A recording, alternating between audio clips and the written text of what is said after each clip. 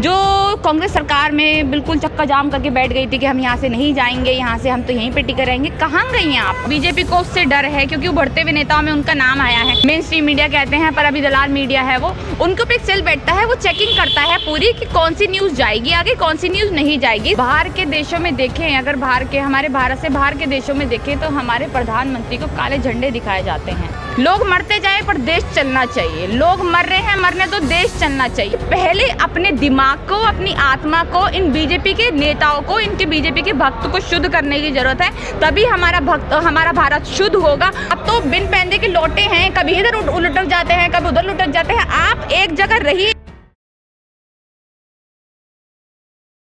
आदित्य सिंह बिष्ट, उसको योगी ना बोलें, वो तो चेंज किया हुआ नाम है। और आदित्य सिंह बिष्ट जी की एक बारी हम हिस्ट्री निकाल कर देखें तो पता है वो कैसे इंसान है। तो उनसे किसी तरह की उम्मीद लगाना बेकार है। और ये बजट, अब तो हमें शायद बजट देखना बंद कर देना चाहिए, क्योंकि बजट में सबसे शुरू से और आखिरी तक यही बात होती है कि हमने ये बेच दिया, हमने वो बेच दिया, ये बेचा जाएगा, ये बेचा जाएगा, इसको प्राइवेट किया जाएगा, इसको प्राइवेट किया जाएगा, ये सब महंगा हो गया। तो कहीं का भी बजट देखते हैं हम तो यही चीज़ दिखती है। तो मुझे नहीं लगता किसी तरीके से इनसे उम्मीद की जानी चाहिए। और बीजेपी सरकार जहाँ भी हैं वो कोई भी बजट निकाले, खराब ही बजट होता है हमेशा। जिस तरह से हमारा पहला अभी थोड़े दिन पहले बजट आया, उसमें सारी चीज़ों को प्राइवेट करने की बात की गई, सारी चीज़ें महंगी हो गई। उसके बाद पेट्रोल के दाम हमने देखे, गैस सिलेंडर्स के हमने दाम देखे, कितनी बुरी तरह बढ़ते जा रहे हैं लगातार। तो अब जो वो महिला थी, एक जो चूड़ियाँ बेचने की बात करती थी, राहुल गांधी के लिए चूड़ियाँ पहनाने की बात करती थी, जो सड़कों पर बैठ जाती थी स्मृति ईरानी, वो मैडम दिखाई नहीं दे रही है। मतलब क्या कहते हैं, गैस सिलेंडर के इतने दाम बढ़ गए हैं। जो कांग्रेस सरकार में बिल्कुल चक्का जाम करके बैठ गई थी कि हम यहाँ से नहीं जाएंगे, यहाँ से हम तो यहीं पे टिके रहेंगे। कहाँ गई हैं आप? अभी भी तो पेट्रोल हो गया, डीजल हो गया, या फिर हमारे गैस सिलेंडर्स हो गए, या फिर सारी चीज़ें जो हो गई, इतने बुरी तरह दाम बढ़ रहे हैं। आप निकल कर आइए, ज़रा देखिए। आपको मतलब एक ही तरफा चीज़ बोलनी नहीं चाहिए। अगर आपके अंदर कुछ खुद भी बुरा है तो अपनी बुराई के खिलाफ भी खुद खड़ा होना चाहिए आपको। आपकी सरकार इतना बुरा कर रही है लोगों के साथ लगातार। कभी कोई, हमने देखा कभी कहीं मॉब लिंचिंग हो जाती है, कभी कहीं मर्डर हो जाते हैं, कोई नहीं देखता है। पर उन सब चीज़ों को बहकाने के लिए कभी रिहाना का वो लेकर आ जाते हैं कि रिहाना ने ऐसे किया, फिर ग्रेटा का लेकर आ जाते हैं कि उसने ये किया। फिर उसके बाद कल हमने देखा जब टाइम्स मैगजीन ने चंद्रशेखर रावण जी का वो छापा, तो लगातार जी न्यूज़ हो गया या फिर इनकी कुछ दलाल मीडिया हो गई, वो लगातार ये दिखा रही थी कि आप में से कितने लोग जानते हैं चंद्रशेखर को, बताइए। मतलब टाइम्स मैगजीन में आना एक तरीके से एक भारतीय का बहुत बड़ी बात होती है। आपको तो यही इसीलिए खुश होना चाहिए कि भैया वो एक भारतीय है और आपके देश से आते हैं, आपको खुश होना चाहिए। पर उसके, क्योंकि उनको उससे डर है, बीजेपी को उससे डर है, क्योंकि उभरते हुए नेताओं में उनका नाम आया है।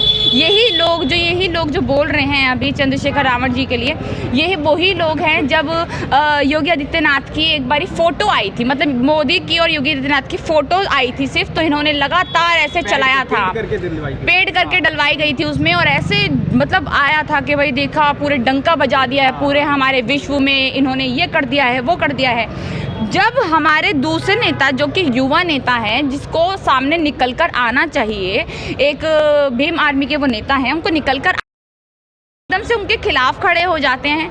तो इन चीज़ों को मुद्दा भटकाने के लिए सब ऐसे कर रहे हैं। देखिए, किसानों का मुद्दा तो बिल्कुल भटका ही दिया है इन्होंने। अच्छा, बिल्कुल जी। सवाल पूछना चाहूँगा। दिल्ली दैनिक जागरण में आज फ्रंट पेज की खबर छप रही है, मैंने पढ़ा कि दिल्ली पुलिस जो है, जैसे कि ग्रेटा थनबर्ग, रिहाना, इन सब ने ट्वीट किया, टूल किट का जो मामला चल रहा है, इन सब पर भी एक स्पेशल सेल बनाई जा रही है, इन सब पर भी कार्रवाई की जाएगी। इसको लेकर के आप क्या कहें? पुलिस हो गई, हमारी मीडिया हो गई, सब बिकाऊ है अभी के लिए, सब बिकाऊ है। देखिए, इन्होंने पता है क्या किया, बीजेपी किसी चीज़ में अच्छी हो, होशियार हो ना हो, बड़ी बेवकूफ़ हो, पर एक चीज़ में बड़ी होशियार है। इनको तानाशाही किस तरह की जाती है, इनको इस तरह के, मतलब इन सबको पता है। देखिए, मीडिया में है, मीडिया के ऊपर एक सेल बैठता है, मीडिया के ऊपर जो हमारी फ़िलहाल तो मेन स्ट्रीम मीडिया कहते हैं पर अभी दलाल मीडिया है, वो उनके ऊपर एक सेल बैठता है, वो चेकिंग करता है पूरी कि कौन सी न्यूज़ जाएगी आगे, कौन सी न्यूज़ नहीं जाएगी। इस न्यूज़ से अगर किसी तरह की हानि पहुँचती है, ये न्यूज़ नहीं जाएगी।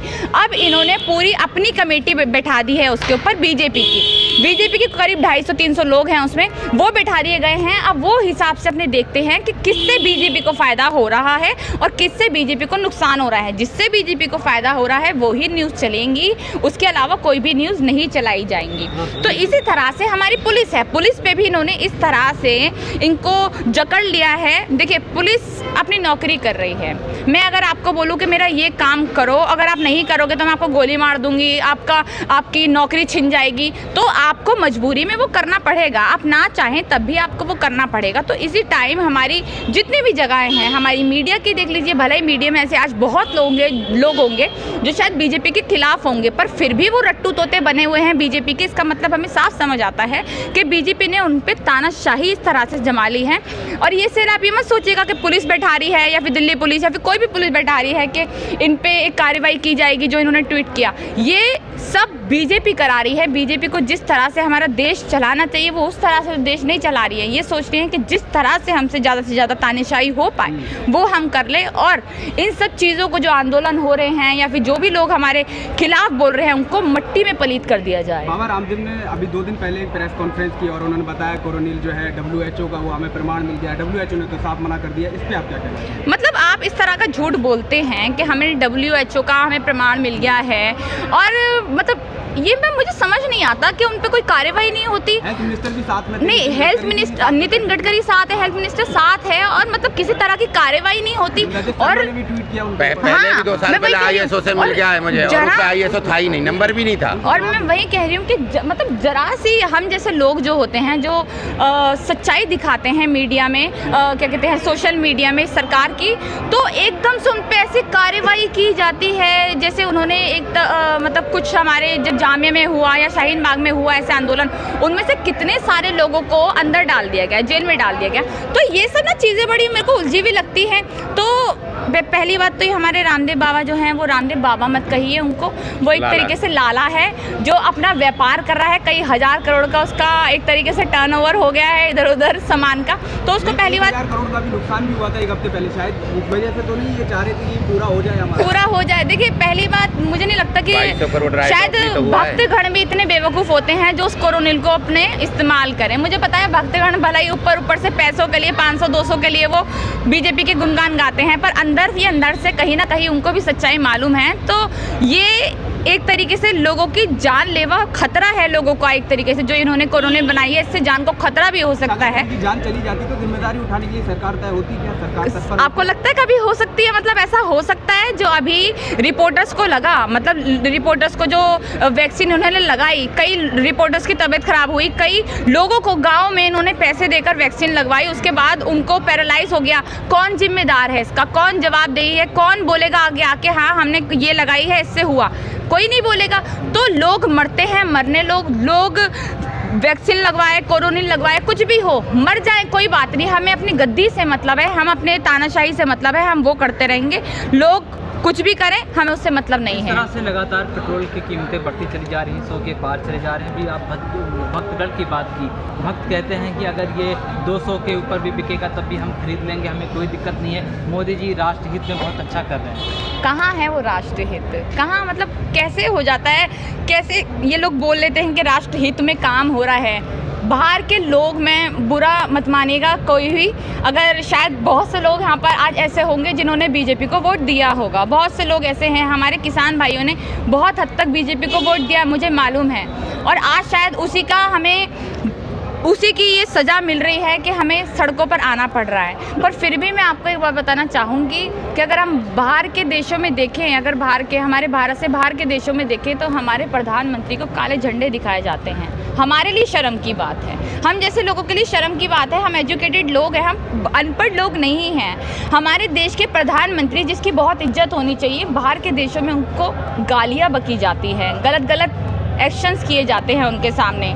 जब उनका एक तरीके से जब उनकी कार्स निकलती हैं तो काले झंडे दिखाए जाते हैं उनके ऊपर फूल फेंकने की जगह उनको काले झंडे दिखाकर उनको बहिष्कार किया जाता है उनका। तो ये देखकर आप ये सोचिए कि हमारे भारत में, हमारे जो भारत के प्रधानमंत्री हैं, उनकी क्या इज्जत है बाहर। तो राष्ट्रहित कहाँ से हुआ? राष्ट्रहित में काम करने का मतलब ये नहीं होता कि आपने भाइयों बहनों करके बोल दिया हमने ये काम किया, हमने वो काम किया, और लगातार आप पीछे बच्चे मॉब लिंचिंग करवा रहे हैं, आप मुस्लिम्स को मरवा रहे हैं, आप दलितों को मरवा रहे हैं, आप ओबीसी पे अत्याचार कर रहे हैं, आप किसानों पे अत्याचार कर रहे हैं, लड़कियों के बलात्कार हो रहे हैं, आप कुछ नहीं कह रहे हैं। फिर उसके बाद एक आप बेटी बचाओ बेटी पढ़ाओ जैसा एक ढोंग ले आते हैं। अभी 3 बच्चियां जो दलित की बच्चियां थी, 3 बच्चियों को मतलब मर गई वो बच्चियां, अभी तक पता नहीं चला। किसी ने बोल दिया, एक लड़का आकर वहाँ पे स्टेटमेंट देता है कि मैंने तो एक को पिलाने के लिए जहर दिया था, तीनों ने पी लिया तो तीनों की डेथ हो गई। तो ऐसे नहीं होता है। आप झूठे लोगों को सामने लेकर आएंगे तो हमें पता है कि गांव में आज दलितों की, मुसलमानों की क्या हालत है। आपको उनको सामने रखकर,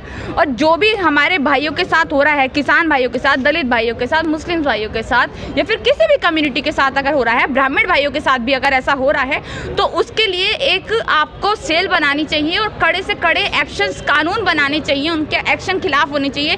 जो भी इस तरह का आरोप, एक तरीके का जो भी इस तरह की घटना को अंजाम देता है उनके खिलाफ, तब आप राष्ट्रीय हित में काम करेंगे। राष्ट्रीय हित का मतलब होता है लोगों के लिए काम करना, अपने राष्ट्र को, वही है ना कि देश चलता जाए, लोग मरते जाए पर देश चलना चाहिए। लोग मर रहे हैं, मरने तो देश चलना चाहिए। तो ये कोई एक तरीके से आप लोगों को बहका नहीं सकते हैं, बेवकूफ़ नहीं बना सकते हैं। जो है उसको, सच को सामने रखिए और दिखाइए हमारे भारत की क्या हालत है। एक क्वेश्चन और पूछना चाहूँगा कि कल मोहन भागवत ने एक बुक लॉन्च की कॉन्स्टिट्यूशन क्लब में, उन्होंने बयान दिया साफ तौर पर कि आत्मनिर्भर भारत के लिए आपका आत्मा का शुद्ध होना बहुत ज़रूरी है, जो कि किसानों में अभी नहीं देखने को उनको मिल पा रहा है। इस पर आप क्या कहना चाहिए? अच्छा, आत्मा शुद्ध मतलब किसानों की नहीं है, आपकी है। जो संसद में बैठ के मूवीज़ देखते हैं उनकी आत्मा शुद्ध है अंदर से। जो लड़कियों का बलात्कार कर देते हैं, आप में से पता नहीं कितने सारे लोगों की वीडियो सामने आई हैं। मैं तो मुंह नहीं खोलना चाहती क्योंकि मैं लड़की हूँ, मैं ऐसा बोलूँगी शायद खुला तो अच्छा भी नहीं लगेगा मेरे मुंह से, पर आप वो लोग हैं जो लड़कियों को बहुत गंदी नज़रों से देखते हैं। अगर मैं खुद इन चीज़ों में हूँ, मुझे पता है कि इनके लोग जो होते हैं, इनके नेतागण बीजेपी के कैसे हैं, लड़कियों को किस तरह से नज़रों से देखते हैं। तो ये साफ पता चलता है अगर आत्मनिर्भर बनने के लिए आपको अंदर से शुद्ध होना पड़ेगा, तो जनाब पहले आप खुद अंदर से अपनी आत्मा को शुद्ध करिए। हमारे किसान भाई, उनसे शुद्ध आत्मा मुझे नहीं लगता किसी की हो सकती है। वो हमारे पूरे भारत को अनाज दे रहे हैं, अन्न दे रहे हैं, हमारे भारत को पाल रहे हैं। उनसे ज़्यादा शुद्ध आत्मा तो किसी की हो ही नहीं सकती। आप उन पर आरोप लगा रहे हैं तो आपको शर्म से पानी में डूब मरना चाहिए कि आप इस तरह के आरोप लगा रहे हैं, झूठी झूठी बातें कर रहे हैं हमारे किसान भाइयों के लिए। तो मुझे लगता है कि पहले अपने दिमाग को, अपनी आत्मा को, इन बीजेपी के नेताओं को, इनके बीजेपी के भक्त को शुद्ध करने की ज़रूरत है, तभी हमारा भारत शुद्ध होगा। और ये जब सरकार हट जाएगी तो मुझे लगता है कि सही में भारत शुद्ध होगा और हमें एक अच्छी सरकार देखने को मिलेगी। मैम एक आखिरी क्वेश्चन पूछना चाहूँगा। प्रधानमंत्री नरेंद्र मोदी ने नीति आयोग के साथ बैठक की, मीटिंग की, उसमें विपक्ष के नेता भी थे। उन्होंने साफ तौर पर कहा कि जो विदेशी ताकतें किसान आंदोलन को सपोर्ट कर रही हैं, ये हम होने नहीं देंगे। हम ब्लॉक स्तर पर जो सच्चे किसान हैं, जो गांव में हैं, ब्लॉक स्तर पर, गांव के स्तर पर हम जाएंगे और उन लोगों से मिलेंगे। इस पर आप क्या कहेंगे? कब मिलेंगे? आप मिलिए तो सही। मतलब आप एक बार यहाँ पर ही आ जाइए, आपको मिलना है ना। देखिए, आप अगर कह भी रहे हैं ना ये बात, हम इसको भी गलत नहीं ठहराते। आप मान लीजिए, आप एक बारी गाजीपुर आइए, सिंघू बॉर्डर जाइए, आप हर जगह जाइए, किसान भाइयों से बात कीजिए, उनके लिए कीले मत लगाइए। यहाँ पर वो कोई आतंकवादी नहीं है। आप तो आतंकवादियों को अंदर घुसने की अनुमति दे देते हैं, वो बम विस्फोट कर देते हैं। आपको तो पता ही है सब पहले क्या हुआ, किस तरह से हमारे आर्मी मेंस को जान गंवानी पड़ी, उनके छोटे छोटे टुकड़े भी नहीं मिले थे। मैं आपको बताना चाहूँगी, इस तरह से उनका हाल हो गया था। तब तो कुछ नहीं कहा गया, पर हमारे भारत में जब किसान भाई आंदोलन कर रहे हैं तो उनके लिए कीलें लगा दी जाती है। हमारा जो चीन है अंदर घुस आया है पूरा। उन्होंने मतलब पहले तो 4-4 का था, अब उन्होंने बोला है कि 3 हमारा है, 5 उनका है। मतलब अब उन्होंने एक अपने आप ही दे दिया है कि इतना हिस्सा आपका है, और उससे हमारा हिस्सा पहले ही कम था, उससे बहुत ज़्यादा कम कर दिया है। आप चीन से डरते हैं, आप पाकिस्तान से मुकाबला करते हैं अपना। अगर आपको मुकाबला करना है तो चीन से करिए ना। आपने जो ये कीलें लगाई, जो ये सब यहाँ पर आपने किया, तार लगा दिए, शायद यही तार, यही कीलें अगर आपने चाइना बॉर्डर पे लगाई होती, अपनी थोड़ी सी हिम्मत, अपना थोड़ा सा 56 इंच का सीना जो आप बोलते हैं दिखाया होता ना, तो आज हमारे भारत में जो चीनी घुस आए ना, वो ना आते घुसकर। आप हमारे किसान भाइयों पर आरोप लगाते हैं, किसान भाइयों को गलत बोलते हैं, चीनियों को आने की अनुमति देते हैं अपने अंदर। आपको तो शर्म आनी चाहिए। आप कैसे नेता हैं, आप कैसी सरकार है? और अगर आप कह रहे हैं कि हम दूसरी विदेशी ताकतों को आने नहीं देंगे बीच में, हम तो इसके खिलाफ खड़े होंगे, हम खुद जाके बात करेंगे गांव-गांव में, तो जनाब आपने कश्मीर, अभी देखिए जो विदेशी ताकत आपने चलो कह दिया, वो मेरे ख्याल से विदेशी ताकत हो गई या विदेश के लोग हो गए। मुझे नहीं लगता कि कभी भी हमारे भारत की इतनी गंदी स्थिति आनी चाहिए कि उनको बोलने की ज़रूरत पड़े, पर भारत की इतनी गंदी स्थिति है, हमें मालूम चल गया कि हमारे भाइयों का, किसान भाइयों को क्या हालत है।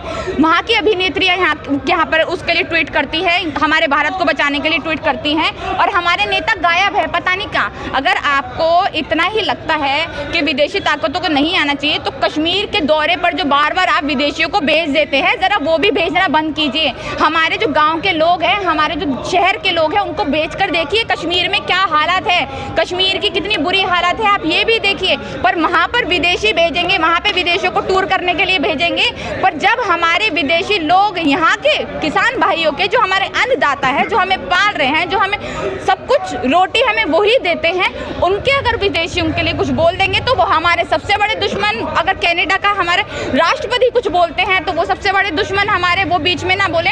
तो आपको इस तरह की दो तरफा, आप तो बिन पैंदे के लौटे हैं, कभी इधर लुटक जाते हैं, कभी उधर लुटक जाते हैं। आप एक जगह रहिए, हमारे किसान भाइयों के लिए सोचिए, और हमारे किसान भाइयों को सच्ची में देखिए। आप यहाँ पर देखिए, अभी तो ठंडी हो गया सब कुछ, अब गर्मी है, इतनी बुरी तरह धूप है। मैं आई हूँ, मुझे पता है क्या हालत होती है इस टाइम, इस हालत में बैठना। और हमारे बहुत ही बुजुर्ग किसान भाई जो इस हालत में बैठे हैं, ये सब आंदोलन खत्म होना चाहिए, और तीनों बिल जो हैं, ये बेतुके बिल, इनको वापस होना चाहिए, ताकि हमारे किसान भाई भी घर पहुंच सके, हमारे हम पहुंच जाएं, और हमारे अन्नदाता जो हैं वो सही में अपने, जो उनका अपना काम है वो करें, और हम भी यहाँ पर आराम से रह पाएं। चैनल को लाइक, शेयर एंड सब्सक्राइब करें और बेल आइकन दबाना ना भूलें।